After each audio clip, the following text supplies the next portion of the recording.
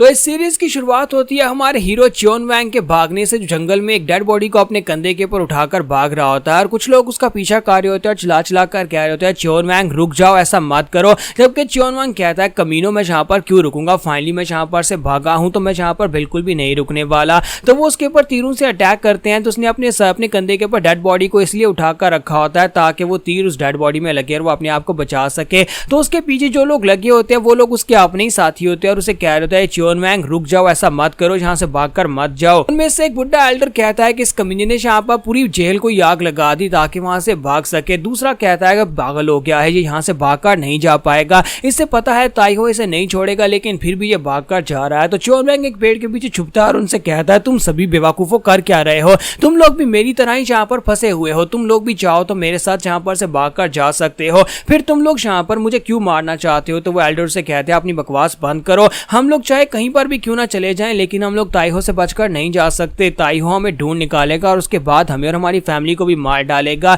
तुम्हारा चियोन वैंग कहता है कि तुम लोगों का कुछ नहीं हो सकता, तुम लोग यहीं पर मरने वाले हो। तो उसी के साथ एक साथी साइड के ऊपर से निकलता है और अपनी तलवार के साथ हमारे चियोन वैंग के ऊपर अटैक कर देता है, लेकिन हमारा चियोन वैंग जो होता है वहीं पर उठकर खड़ा होता है और डेड बॉडी को उसके साथ टकराकर फिर साथ उसे एक जबरदस्त किक मारकर पीछे की तरफ गिरा देता है। फिर उसके मुंह पर किक मारता है और उसे कहता है कि यहाँ से दूर रहो, मैं यहाँ से भागकर जाना चाहता हूँ, तुम में से कोई मुझे रोक नहीं सकता। बाकी के तीनों भी वहां पर पहुंच आते हैं और कहता है कि चियोन वैंग अगर तुम यहाँ पर वापस नहीं चलोगे तो फिर तुम्हें मारकर तुम्हारी डेड बॉडी को घसीट कर वापस ले जाएंगे। तो चियोन वैंग कहता है कि मुझे समझ नहीं आ रही कि तुम लोग मुझे क्यों मारना चाहते हो, वो लोग तो ताइहो के सोल्जर्स हैं, वो लोग मुझे मारना चाहते हैं, लेकिन तुम लोग तो मेरे कॉमरेड्स हो, हम सभी लोग मिलकर कई सारी फाइट्स की हैं। तो वो उसे कहते हैं अपनी जान बचाने के लिए अगर तुम यहाँ से भागकर चले गए और ताइहो को पता चल गया कि हम तुम्हें रोक नहीं पाए तो वो हम सभी को मार डालेगा, इसलिए प्लीज हम पर हमारी बात को समझो। तो बुड्ढा एल्डर अपना नाइफ जो होता है हमारे चियोन वैंग के कंधे में दंसा देता है, लेकिन हमारा चियोन वैंग जो होता है एल्डर की उंगली तोड़ देता है, फिर साथ ही उसी नाइफ को उसके गले के ऊपर फेरता है और उसे मार डालता है।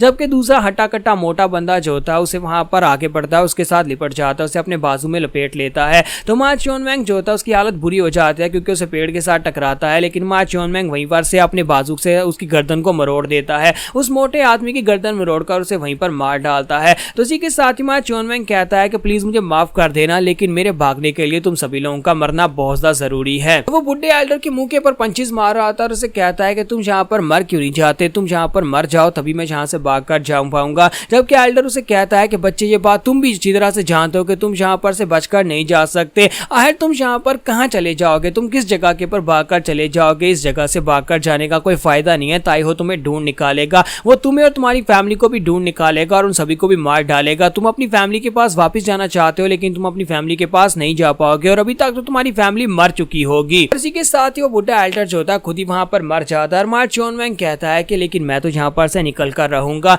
तो आखिर हमारा चियोन वैंग भाग किससे रहा था, जो ताइहो है कौन। तो चलो यहाँ पर थोड़ा सा पीछे चलते हैं। तो यहाँ पर एक फाइट का सीन दिखाया जाता है जहाँ पर कुछ लोग आपस में फाइट कर रहे होते हैं। एक तरफ ताइहो के लोग होते हैं और यहाँ पर नॉर्थ का मागी जो होता है वो ताइहो के लिए काम करता है और उसके सोल्जर्स भी यहाँ पर उसके लिए काम करते हैं, और वो लोग दूसरी तरफ से यहाँ पर जिन लोगों के ऊपर अटैक कर रहे होते हैं वो जियोनजिंग के लोग होते हैं और वो लोग यहाँ पर उनके ऊपर अटैक कर रहे होते हैं। दोनों यहाँ पर एक दूसरे से लड़ रहे होते हैं, एक दूसरे को मार रहे होते हैं। तो यहाँ पर तो काफी बड़ी वार चल रही होती है और इसी के बीच यहाँ पर जब वो बंदा जो होता है जो अपने आप को मागी कहता है वो चलाकर कहता है कि जाकर बताओ मास्टर दाइहो को कि मैं यहाँ पर हूँ। तो इसी के साथ ही वहाँ पर एक राइटियस मास्टर निकल कर आता है। एक राइटियस मास्टर जो काफी ज्यादा स्ट्रॉन्गर होता है, वो एक मार्शल आर्टिस्ट होता है। म्यूरम का मार्शल मास्टर जो होता है बड़ी तेजी के साथ उनके ऊपर अटैक करते हैं, वहां पर पहुंचता है। वहां पर आने के बाद मागी के ऊपर अटैक करता है। जब वो मागी के ऊपर अटैक करता है तो सिर्फ कुछ ही अटैक्स में अपनी स्पेशल पावर्स को यूज करते हुए, क्योंकि वो एक मार्शल आर्टिस्ट है तो वो उसको बड़ी आसानी से पछाड़ देता है। तो मागी के गिरने के बाद वो लड़का जो होता है वो काफी यंग और वहां पर खड़ा होने के बाद ऊपर एक टीले के ऊपर जाकर चढ़ जाता है। एक टीले के ऊपर खड़े होकर उन सभी लोगों से बात करता है और उनसे कहता है कि मैं यहाँ पर चियोनसू वॉन का सबसे बड़ा बेटा हूँ और यहाँ पर योंगजिन का सक्सेसर भी हूँ। मैं तुम सभी लोगों को यहाँ पर ये कहना चाहता हूँ कि तुम लोग इस वक्त हमारी टेरिटरी में हो, लेकिन तुम लोगों की हिम्मत कैसे भी हमारी टेरिटरी में आकर हमारी सोल्जर्स के ऊपर अटैक करने की। मैं समझता हूं कि तुम लोग हमारी टेरिटरी के ऊपर कब्जा करना चाहते हो, लेकिन तुम लोगों को मागी ने फोर्स किया होगा, इसी वजह से तुम लोग यहाँ पर आए हो। तुम में से ज्यादातर लोग कॉमनर्स हैं, तुम में ज्यादातर लोग प्रिजनर्स हैं जिन लोगों को सिर्फ इस जंग में यूज किया जा रहा है। तो एक राइटियस मास्टर होने के नाते मैं तुम सभी को एक ऑप्शन देता हूँ, क्या तुम लोग अपने मागी के साथ यहीं पर मरना चाहते हो या फिर तुम लोग यहाँ से वापस जाना चाहते हो। तुम लोग जिंदा बचकर वापस अपनी फैमिली के पास जा सकते हो या फिर तुम लोग यहाँ पर रहकर मर सकते हो। तो वो सभी लोग जो होते हैं वो कहते हैं कि इस मास्टर के बारे में कहा जाता है कि ये वाकई में एक राइटियस मास्टर और हमेशा यहाँ पर सच्चाई और अच्छाई की बात करता है। इसने यहाँ पर हम सभी को एक ऑप्शन दिया है कि हम लोग यहाँ से वापस जा सकते हैं, हम सभी की जान बख्श देगा। लेकिन ये टीले के ऊपर खड़ा क्यों है? तो उनमें से कहता है कि इसे कहा जाता है कि इसके बारे में ये काफी ज्यादा शो ऑफ है और इसे यहाँ पर राइटियसनेस करने का शौक तो है लेकिन शो ऑफ भी बहुत ज्यादा करता है। तो वो एल्डर जो होता है उन सभी लोगों से कहता है कि मैं तुम सभी को ऑप्शन दे रहा हूँ कि तुम लोग यहाँ पर से जा सकते हो, लेकिन अगर तुम लोग यहाँ से नहीं जाओगे तो फिर मुझे तुम सभी लोगों को मारना पड़ेगा। और जो मैं बिल्कुल भी नहीं करना चाहता, मैं निर्दोष लोगों को बिल्कुल भी नहीं मारना चाहता क्योंकि तुम लोग सोल्जर्स नहीं हो, तुम लोग कमजोर प्रिजनर्स हो। तो जब वो वहां पर खड़े होकर भाषण दे रहा होता है, इसी के साथ ही पीछे डेड बॉडीज के अंदर जहां पर ऐसा लगता है कि एक डेड बॉडी के अंदर भाला धंसा हुआ है, तो असल में यही हमारा च्योन वैंग होता है। च्योन वैंग उठकर खड़ा हो जाता है, वो उसी भाले को जो उसकी बॉडी के अंदर धंसा हुआ था वो उसने अपनी बॉडी के साथ लपेट रखा हुआ था, वो उसे निकालता और इसी के साथ ही वो चढ़कर ऊपर आ जाता है उस टीले के ऊपर जहां पर वो राइटियस मास्टर जो खड़ा भाषण दे रहा था उसे इस बात का बिल्कुल भी आइडिया नहीं था कि पीछे से एक डेड बॉडी उठकर आएगी और आकर भाला उसकी बॉडी के अंदर धंसा देगी। तो हमारा च्योन वैंग जो होता है वो आता है और आकर भाला उस राइटियस मास्टर की बॉडी के अंदर धंसा देता है और उस राइटियस मास्टर को वहां पर मार डालता है। तो राइटियस मास्टर भी कहता है कि ये क्या हो गया कमीने, कहीं के मैं तुम्हें ऑप्शन दे रहा था लेकिन तुम लोग इस लायक ही नहीं हो। तो च्योन वैंग कहता है कि मुझे तुम्हारा सर चाहिए, अगर मैं आजाद होना चाहता हूं, अगर अपने घर वापस जाना चाहता हूं तो मुझे तुम्हारी सिंपैथी नहीं चाहिए बल्कि मुझे तुम्हारा सर वापस लेकर जाना है, तभी मैं आजाद हो पाऊंगा। तो इसी के साथ ही वो लड़का उसे कहता है जबकि मैं तुम लोगों को आजाद करने का कह रहा था लेकिन अब तुम्हें मार डालूंगा। और जब वो हमारे च्योन वैंग के ऊपर अटैक करने लगता है, इसी के साथ ही हमारा च्योन वैंग उसे टीले के ऊपर से लेकर नीचे गिराता है और बाकी के सभी लोग कहते हैं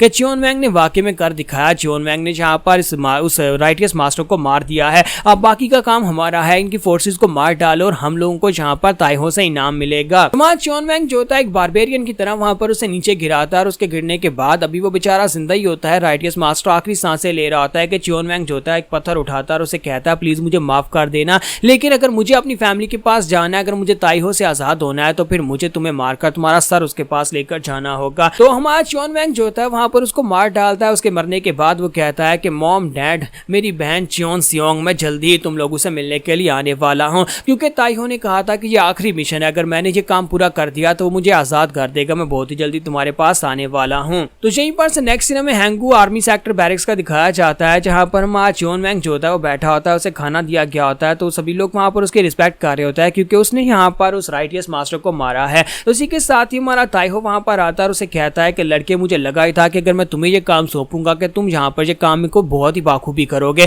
क्योंकि तुम इससे पहले भी ये सारे काम कर चुके हो और तुम एक बहुत ही कमीने और बहुत ही जालिम हो। तुमने यहाँ पर इस काम को बाखूबी अंजाम दिया, इसी वजह से मैं काफी ज्यादा खुश हूँ। तुम्हारी इन एफर्ट्स की वजह से, तुम्हारी इस मेहनत की वजह से मैं बहुत ही जल्दी हैंगू सेक्टर का सेक्टर लीडर बन जाऊंगा। असल में ताइहो जो है वो हैंगू सेक्टर का वाइस कमांडर है लेकिन ये यहाँ पर हैंगू सेक्टर का लीडर बनना चाहता है। तो इसी के साथ ही हमारा च्योन वैंग उसे कहता है कि वाइस कमांडर मुझे मेरा इनाम चाहिए। तो ताइहो से कहते हैं हाँ क्यों नहीं, तुम्हें तुम्हारा इनाम जरूर मिलेगा, तुम्हें और तुम्हारे सारे के सारे साथियों को जिन लोगों ने इस वार में हिस्सा लिया था, जो जिंदा बचकर वापिस आए, उन सभी लोगों को ढेरों सारा खाना दिया जाएगा, तुम सभी लोग पार्टी कर सकते हो। लेकिन इसी के साथ ही हमारा च्योन वैंग उसे कहता है नहीं, मैं इस इनाम की बात नहीं कर रहा, तुमने मुझसे वादा किया था अगर मैं यहाँ पर इस वाले मिशन को पूरा करूंगा तो फिर तुम यहाँ पर मुझे आजाद कर दोगे, मुझे मेरी आजादी मिल जाएगी। तो ताइहो उसकी बात सुनने के बाद फौरन वहां पर उसके चेहरे के हाव भाव बदल जाते हैं, वो आगे बढ़ता है, अपने पाँव के साथ उसे नीचे गिरा लेता है और उसके ऊपर अपना पाँव रखने के बाद से नीचे की तरफ दबाता और कहता है कुत्ते कहीं के, तुझे क्या लगता है कि मैं तुम्हें यहाँ पर से आजाद कर दूंगा? एक पालतू कुत्ता जो इतने काम का हो उसे यहाँ पर इतनी आसानी से आजाद नहीं किया जाता। तुम यहाँ पर मेरे काम कर रहे हो, तुम्हें क्या लगा था कि तुम यहाँ पर मेरे सर पर बैठकर नाचना शुरू कर दोगे? तुम्हें क्या लगा था कि मैं इतनी आसानी से तुम्हें यहाँ पर से जाने दूंगा? तुम्हें सिर्फ और सिर्फ एक ही सूरत में आजादी मिल सकती है, जब तुम मरोगे। तो यहाँ पर हम लोग अपनी एपिसोड 01 का एंड करेंगे और नेक्स्ट एपिसोड में देखेंगे कि आखिर हमारा च्योन वैंग ताइहो से कैसे बचकर निकला, क्योंकि पहले का सीन तो आप देख ही चुके हैं कि वो जेल से भागकर जा रहा था।